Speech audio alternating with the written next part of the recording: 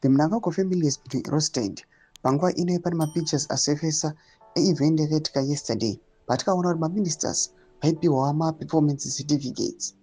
Panguva inoi nyika yese yeZimbabwe yakuchinyatsokuona kuti the position iri kuonekwa kunzi the sons of President Emmerson Mnangagwa, they are occupying part of government officials. Vamwe vachiasainiwa kune maroles anonyatsokuonekwa kunzi aya ndei kunyatsokurova inonzi Torah Mari United, especially his son David Mnangagwa anozikanwa kuti ari kufinance. Zvatiisa maspeculations zvakanyanya nyika yeZimbabwe. Vanhu vaya vakadiscredita this leadership. Don't subscribe or like it on the bell icon.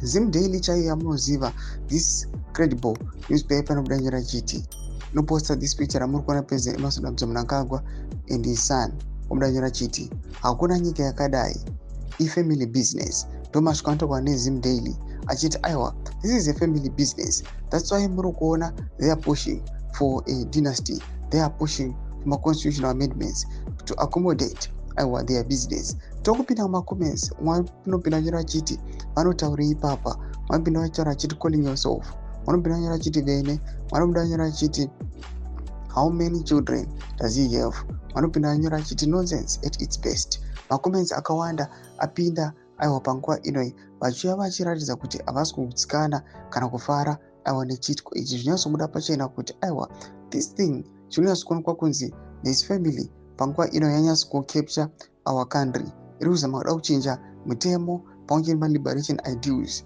kuti isute maneeds nemademands avo. Muri Zimbabwe, it's up to you panguva inoi, as it is being warned nemagenerals nemamwe ma-under-23 lieutenants kuti vakomana, it's up to you to remain silent muchiuya muchi overridewa these people. Pinda comment section medu dzofungira input kudi pamusoro pechitiko ichi. So subscribe or like, hit on the bell icon.